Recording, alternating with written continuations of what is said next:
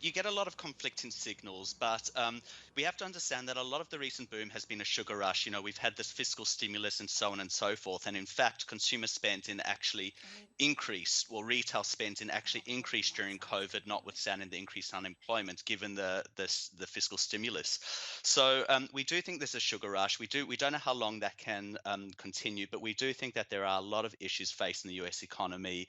Not Just one quick data point, we've had corporate bankruptcies increase about 30% year to date, but private bankruptcies have actually declined. So, there's been a moratorium on bankruptcies for individuals. It's going to actually it's going to come to an end, and when people become bankrupt, that actually affects their obviously credit card spending and so on and so forth. And in the FDIC's most recent banking report, so that's not an often looked at report by the market, but this is the report that actually says what banks think, and they actually think that things are looking far worse than they did when COVID actually started. They're expecting a pickup in bankruptcies and credit defaults and so on and so forth. So we think there are real issues. We think that it's not being incorporated by everyone. We think what we're seeing right now is a sugar rush, and we're not convinced that this can continue throughout the end of this year or certainly early into next year.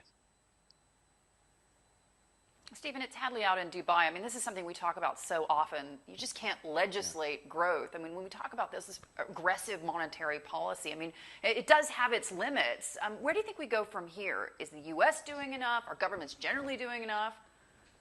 Well, the short answer is no, we don't think they are. And obviously, they're hamstrung by their current debt position. Just last night, the CMO, so the office that overlooks the US budget, said that forecast that next year, federal debt to GDP is going to exceed 100% for the first time since the Second World War. So we do need fiscal stimulus. There is the problem of debt. And just to paint a quick picture, with Abe recently retiring from his position in Japan, we can reflect on the impact of Abenomics. And over 8 years, they had extremely aggressive monetary policy. They didn't have enough fiscal policy, and there wasn't enough structural reform. And guess what's happened over the 8 years? We've had a stock market that doubled. We've got record unemployment, but we've got productivity isn't moving, and therefore GDP isn't moving. And the reason productivity hasn't moved is a lot of people are working in zombie firms. They're not actually in productive enterprises. And so that happens when interest rates are very low. So yes, it's probably been helpful, and there's no counterfactual to say if it didn't happen, what the world would look like. But what we do know is we do need more. I mean, if Japan's shown us anything, it's that aggressive monetary policy alone will not solve our problem. And we need governments to properly spend in, and we need proper fiscal stimulus. And fiscal stimulus is not reducing the tax rate for the richest people in America. It's actually spending money on roads, infrastructure. And if reducing tax, it's definitely for the lowest income people who will spend it. So yeah, governments have to step in. Central banks are saying they have to. We've got the empirical data, and it needs to happen, or we're just not going to get out of this quagmire.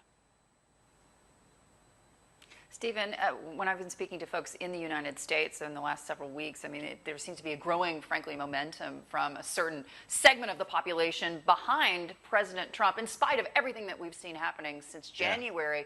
How does this factor into your investment strategy at this point? I mean, this is turning Yeah. out to be potentially quite a close race on November 4th.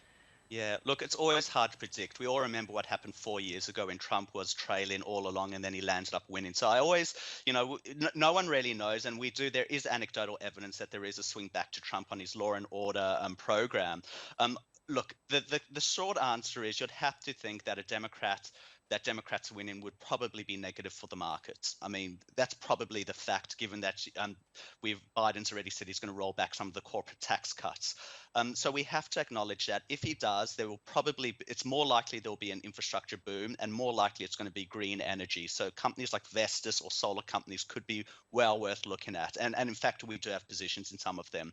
Having said that, the broader market is likely to decline, and that's a fact of life. But who really knows what's going to happen? It could go either way. What we do know about this is that it's the US really has some major economic issues. And if we even put that aside, there's always good things and bad things happening in every economy. You just have to think about valuations. And if anything goes wrong, a little thing goes wrong from where we're at, these expensive tech stocks are going to get hit. And if Democrats win, we think they get hit particularly hard, because Democrats are more likely to implement fiscal stimulus, which will result in a rotation out of growth into more old school industrials, and those growth stocks will get hit. So whichever way we look at it, we think people should be looking elsewhere, Can we get outside next of slide? tech. My